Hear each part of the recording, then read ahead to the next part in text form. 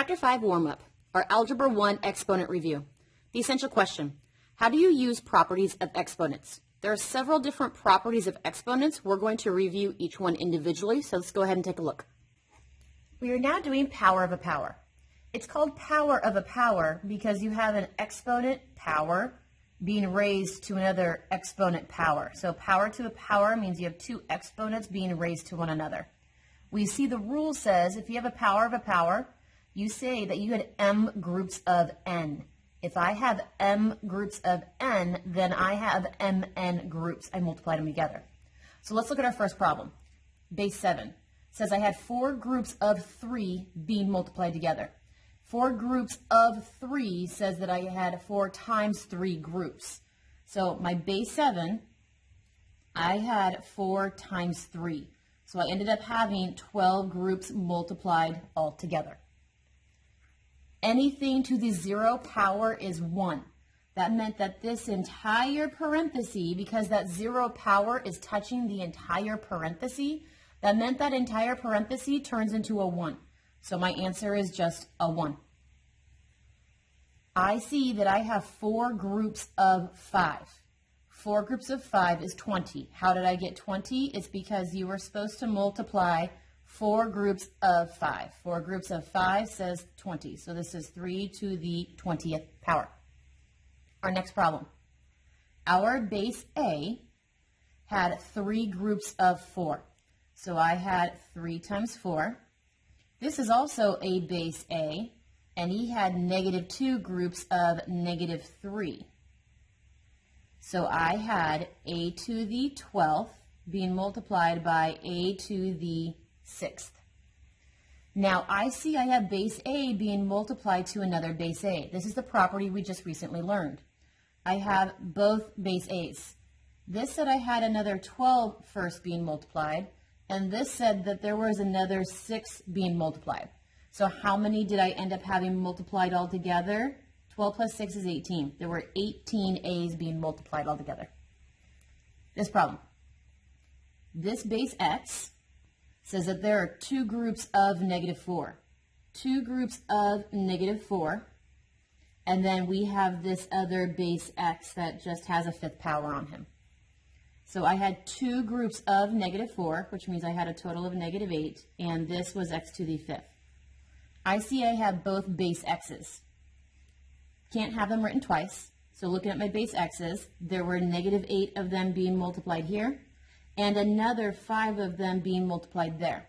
So how many were multiplied all together? -8 plus 5 is a -3.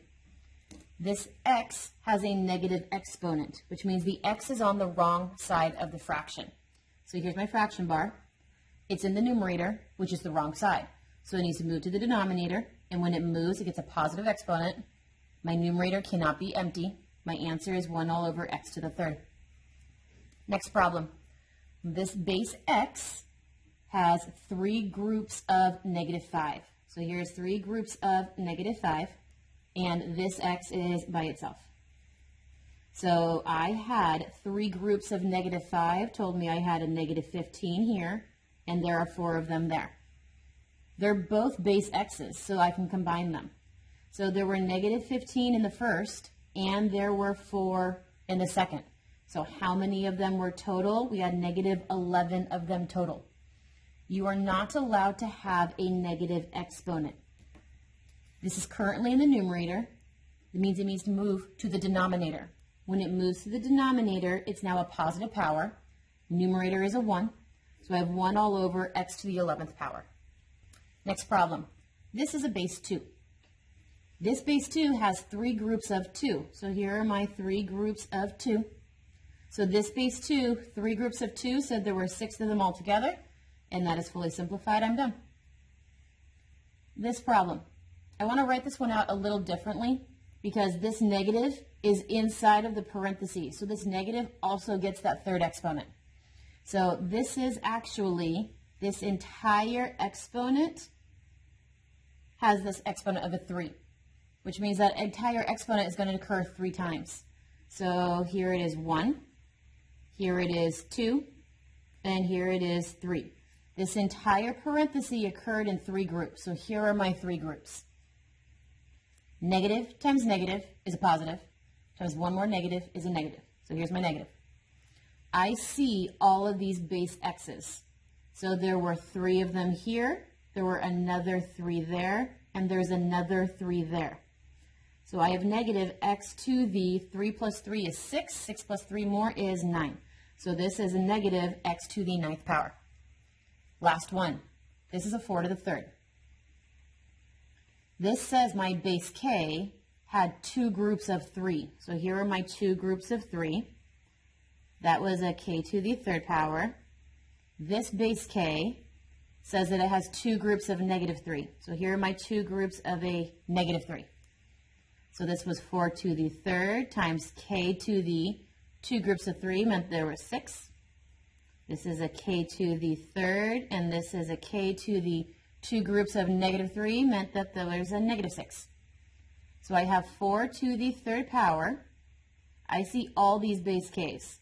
So there were 6 in the first group, 3 in the second group, and a negative 6 in the last group. So I have 4 to the 3rd power times k to the 6 plus 3 plus a negative 6 is a positive 3. So my final answer is 4 to the 3rd, k to the 3rd, and I am done. There are 6 problems left on the page. Please do these 6 problems for independent practice.